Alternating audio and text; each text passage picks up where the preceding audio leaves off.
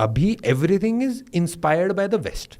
Major fashion जो India में आ रहा है it is inspired by the west, and जो हमारा अपना कल्चर है इट इज़ थोड़ा सा बैक सीट लेता हो. अभी आ रहा है धीरे धीरे, बट उस टाइम पे तो बहुत ही कम था. And I thought about it काफ़ी अच्छे से कि भाई ऐसा क्यों है कि we are so inspired by कि यूएस में किस टाइप ऑफ फैशन चल रहा है, जापान में जो फैशन चल रहा है, कोरियन क्या फैशन चल रहा है.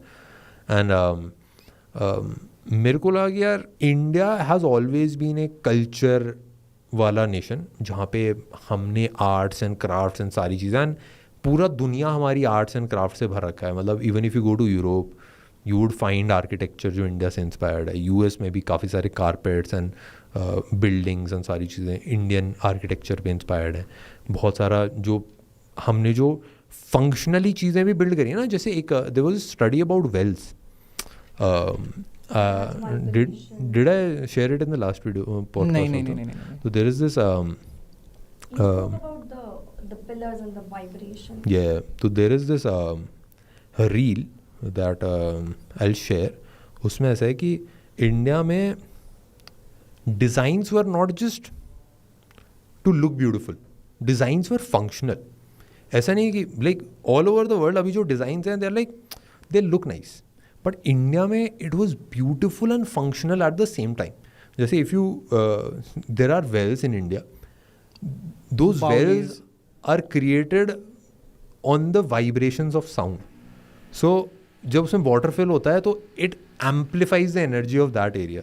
एंड जस्ट लाइक दैट जितने भी फैब्रिक्स हैं, जितने भी चीज़ें यूज़ हुए, चाहे वो खादी है, जितने भी अलग अलग फैब्रिक्स यूज़ हुए हैं, अलग अलग पैटर्न्स हैं, डिज़ाइंस हैं, they amplified the persona of that person. जो इवन दीज ये जो रिंग्स हैं और जैसे sapphires and emeralds, they have an effect on the body, and that is why raja maharaja सब यूज़ करते थे.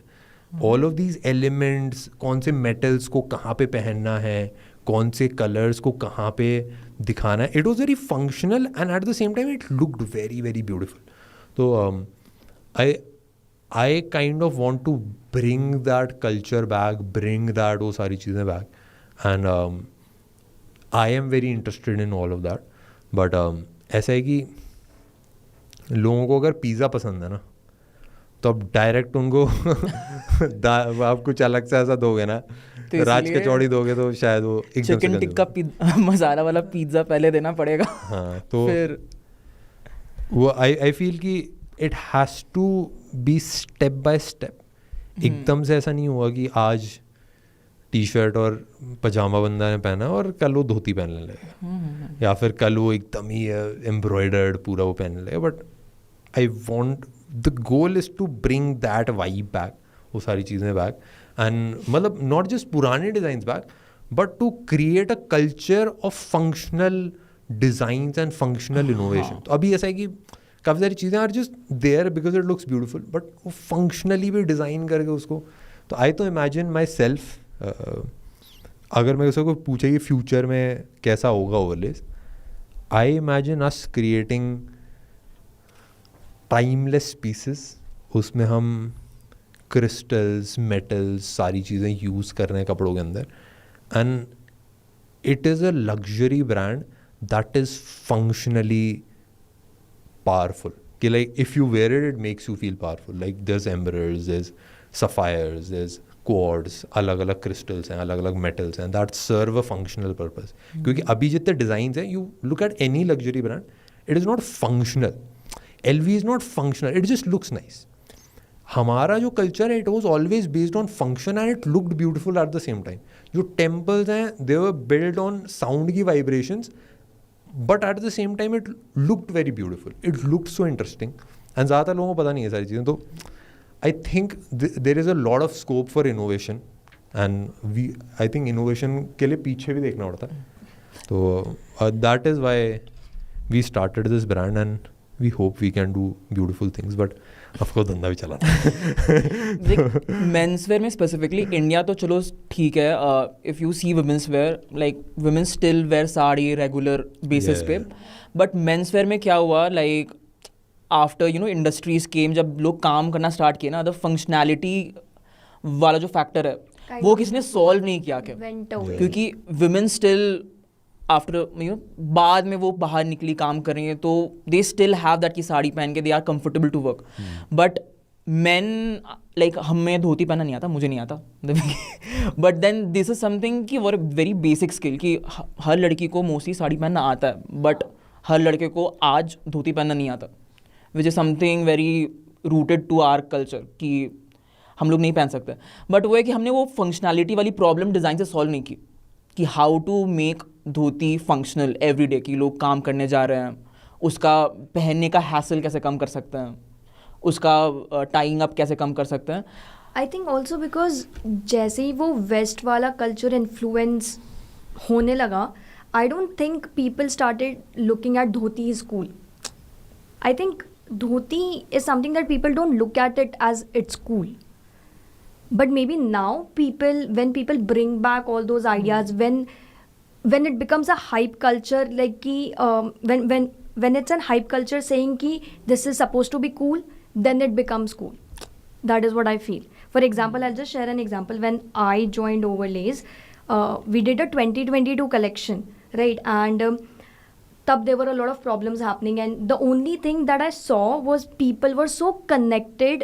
No matter what, I think our deliveries were also late, but people were so excited about those hoodies that had those mudras and lotus and tigers, because that was a little re-engineered way of looking at the designs that they never saw before. And although the deliveries were late, people were so excited, and they always wanted to they just wanted to have that piece in their collection. And I saw how they were very excited.